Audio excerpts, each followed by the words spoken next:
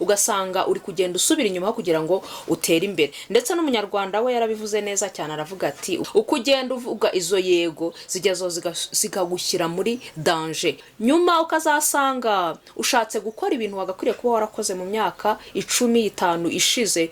Yewe ashobora no kuba ari umuntu wizeye, usanzwe wizeye, usanzwe umuzi ko wenda ari umuvandimwe wawe, ntabwo yagushora mu bibi, ariko nawe kubera ko nta bumenyi manager ukuntu ahembwa, direct ukuntu ahembwa, umukozi wa hasi ukuntu ahembwa, niyo baba ari impanga leverage, bamwe bavuga ngo ni impanga zimwe ziba zisa neza kubera ko ari umuntu wumva udashaka gutakaza, ugakomeza kumukururukaho, ni ukwihoma, niko nabivuga.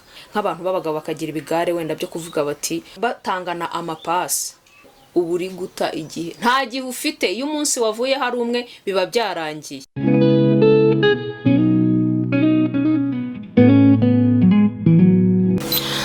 Ramba kandi ugire amahoro. Nanone ukurikiranye Lioness 250, ndongeye ndaje kuri wa mwanya wacu, kuri wa mwanya twafashe twihaye kujya twibukiranya ku mitekerereze, ku myumvire, ku myitwarire, ku mikorere yacu ya buri munsi, tugamije gusigasira ubuzima bukaba ubuzima buzira umuze ndetse bunagamije iterambere rirambye. Uyu munsi rero ntago ngutindira cyane. Uyu munsi nkuko twiyemeje kujya tureba imbuga zigiye zitandukanye cyangwa se dusoma ibintu bigiye bitandukanye byanditswe n'abahanga, nongeye kujya ku rubuga rwa kwa.com nsangaho ibitekerezo byanditswe na Mind Game, ngo ni ibitekerezo 10 utekereza ko ari byiza, wicara ukumva ko ari byiza kuba ubifite, ariko mu by'ukuri ngo ari ibitekerezo bigenda bikwica gake gake. Ibyo bitekerezo rero ngiye kubikubwiraho, ariko icya 10 kiraza kugutangaza, ntucikwe. Igitekerezo cya mbere, Mind Game baratubwiye bati kuba umuntu mwiza buri gihe.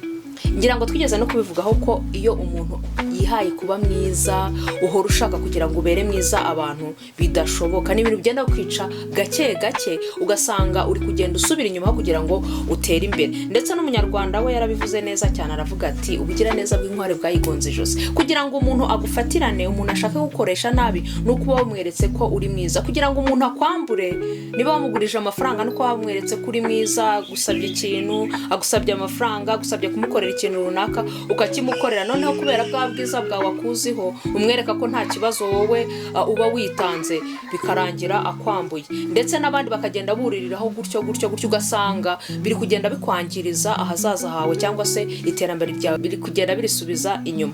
Kuba umuntu mwiza rero buri gihe, kumva ko wahora uri umuntu mwiza, nushaka rwose ubigabanye, nushaka ubigabanye, kubera ko ntago ari ngombwa ko umuntu aba mwiza buri gihe. Ikintu cya kabiri baratubwiye bati kuvuga yego, kwemera ikintu icyo ari cyo cyose.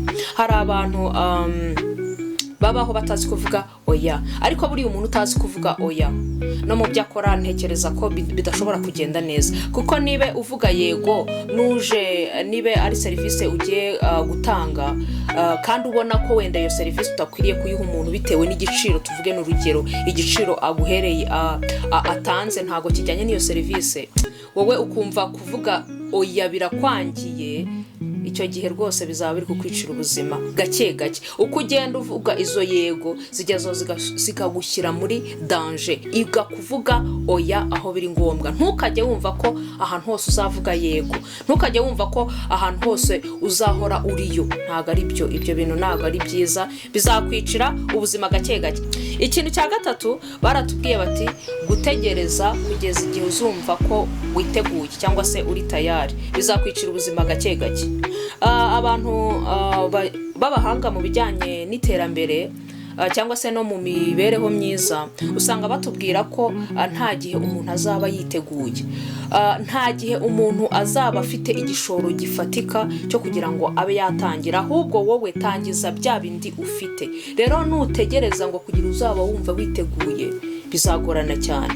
Gutegereza kumva ko uri butangire intambwe runaka ngo ntabwo nari nitegura, igihe kigenda kivaho, nyuma ukazasanga ushatse gukora ibintu wagakwiriye kuba warakoze mu myaka 15 ishize, kandi warahora kuvuga ati nzatangira ejo. Wikomeza gutegereza, ngutegereje igihe cyanyacyo kizagera. Ikintu cya kane baratubwiye bati kwizera ko umuntu wese ubona ko ari mukuri uwo wa undi uri kubona ko nyine ibyo ari kukubwira yagusobanuriye cyangwa se ibyo ari gukora ubona ari mukuri koko. Ibyo bintu kwizera ko ari mukuri nabyo bizakwicira ubuzima gahoro gahoro. Kubera iki? Kubera ko hari igihe nk'urugero abantu bazana imikino cyangwa se ibikorwa ngo bishobora kubyara amafaranga byateye by'iki gihe bya scam. Umuntu araza akagukonvenka akakwereka ko ibintu ugiye gukora, ibintu ugiye gushoramo amafaranga yawe, ahantu ugiye gukorera ari byiza, bizakunda, bizacamo, mbese akakwereka uburyo ki uri mu nzira nziza, kandi nawe ukabona koko uwo muntu ari mukuri. Akenshi se ntibirangira usanze uhombye, uguye mu bihombo, kandi wabonaga wa muntu ari mukuri atakubeshya. Rero kwizera ko abantu bari kukubwira ibintu cyangwa bari gukora ibintu ngo bari mukuri nabyo bizakwicira ubuzima gake gake. Jya ubyitondera, ntukizere umuntu wese ngo wumve ko ibyo ari kukubwira ari ukuri.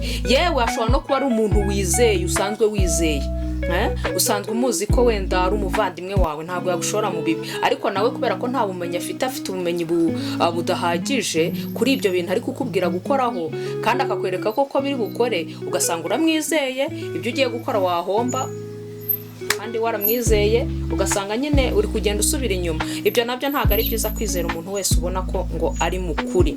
Ikintu cya gatanu baratubwiye bati gukomeza gushaka impamvu zigutera imbaraga. Hari igihe umuntu abeshwaho no gukora ari uko yabonye akamotivasiyo, yabonye ikintu kimutera imbaraga.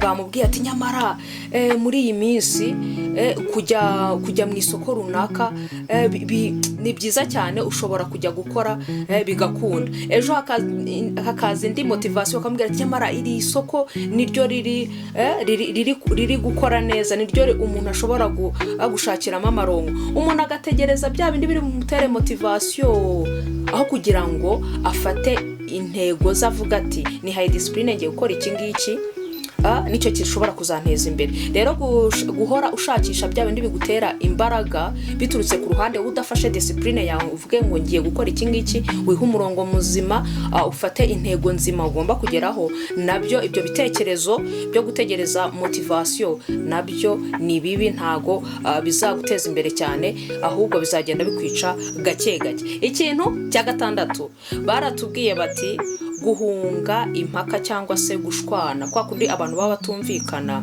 ngo nuko nguri gushaka amahoro. Baranabivuga neza bati ngo ushaka amahoro ategura intambara. Mu mibereho yacu ya buri munsi ikintu utazabura guhura nazo ni ugushwana. Mu kazi uba ukora ntabwo uzabura kutumvikana n'abo mukorana, n'ababosi bawe, n'ibyo ukora hari kutumvikana kugomba kubamo. Rero iyo gushwana cyangwa se kutumvikana kubayeho, nk'umuntu ushaka gutera imbere, umuntu ushaka gukomeza ubuzima, umuntu uba ukomeye uri strong, wubaka ubuzima neza, arahagarara kigaba, agahangana n'ibyo bibazo, agahangana nuko kutumvikana, akabishyira ku murongo. Iyo amaze kubikemura nibwo ubuzima bukomeza kandi bugakomera. Rero kumva ko aho uragera washwana n'umuntu, akazi wagiyemo byahazamo challenge cyangwa se habamo kutumvikana, ukumva ngo urakareka, ntago wazatera imbere, wazahora wirukanka, kubera ko nta hantu uzagera kuri iyi si, nta hantu uzabaho utahuye n'abo mushwana, udahuye n'ibikubuza kudakora neza. Ikintu cya karindwi mind game baratubwiye bati kwiringira ko gukora cyane aribyo bizaguhemba. Yego gukora cyane biri mu bituma uhembwa pe, ariko ntago aribyo biguhemba.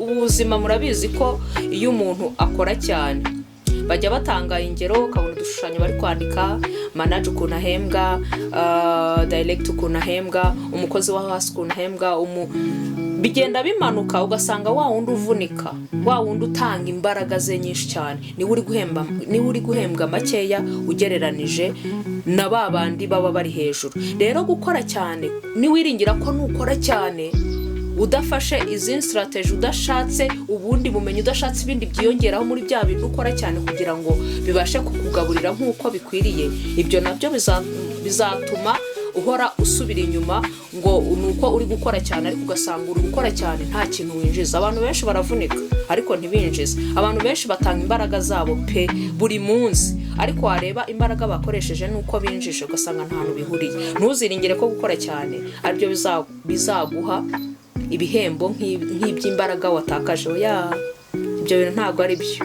ahubwo hari ibintu byinshi bituma uzahembwa cyane. Ntabwo ari imbaraga gusa, hari ibindi byinshi bigenda biherekeza guhembwa kwawe bijyanye n'imbaraga zawe. Ikintu cya 8 baratubwiye bati kugereranya igihe cyawe n'icy'abandi. Meshezami, hari ukuntu abantu babaho bareba uko abo bangana, abo bakuranye, abo biganye, igihe cyabo cyarabahiriye, nawe ukumva ko nawe wagakwiriye kuba uri mu gihe nk'icyabo. Ibyo bintu ntabwo ari byo.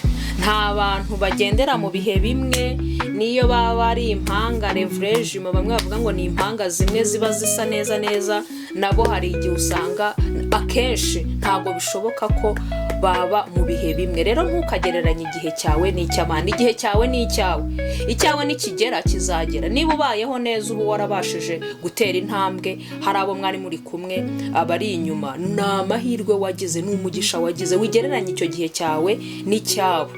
Wibaveba ngo nuko bo ngo bari inyuma, wikumva ko bo hari icyo batakoze. Ni igihe cyabo kitaragera. Ntukagereranye igihe cyawe n'icy'abandi. Ikintu cya 9 baratubwiye bati kugumana n'abantu ngo nukubera ko ari amateka wenda yabahuje. Ukagumana umuntu ugusenya mu buzima, wa muntu uguhemukira akaza kanakubwira ati sha tuwe nambabarira, cyangwa se ntanagusaba imbabazi, ariko ngo kubera ko mufitanye amateka, kubera ko ari umuntu wumva udashaka gutakaza, ugakomeza kumukururukaho. Ni ukwihoma, niko nabivuga.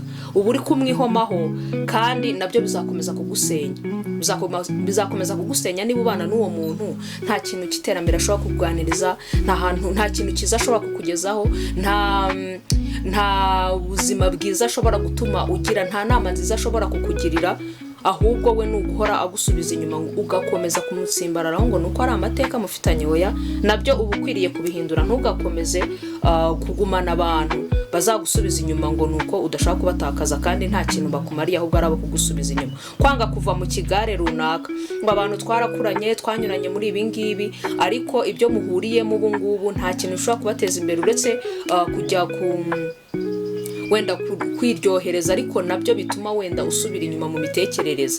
Nk'urugero, hari nk'abantu bajya bagira ibigare, nk'abantu b'abagabo bakagira ibigare wenda byo kuvuga bati ngo bashaka batangana amapasi.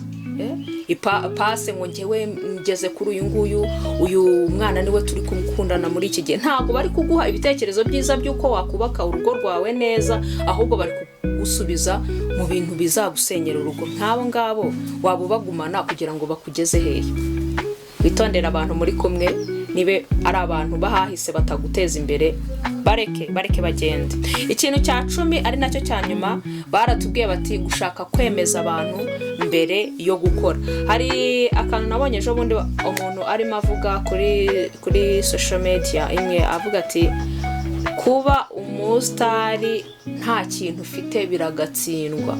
Uzi kugira ngo abantu bakwemere bazi ko uri umuntu w'icyitegererezo ariko nta kintu uriho, ejo usange wagakwiriye kuza kugusaba ubufasha ni wowe uri kujya kumusaba ubufasha.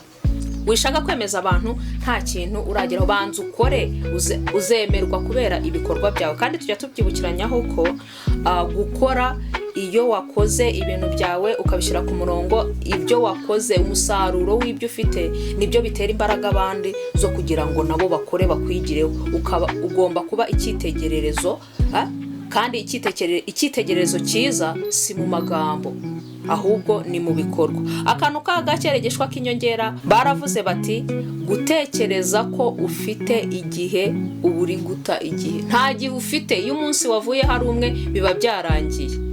Hari icyo wungutse ibyo twibukiranije? Niba ucyungutse usangize abandi. Ikindi, niba ari ubwa mbere ugeza ukore subscribe, kandi wandike no muri comment nawe utubwire nk'igitekerezo gishobora kuba cyakwangiza umuntu kandi atekereza ko ari cyiza. Niba nakwibusagaho uyu munsi, tuzasubira utaha. Ciao, bye.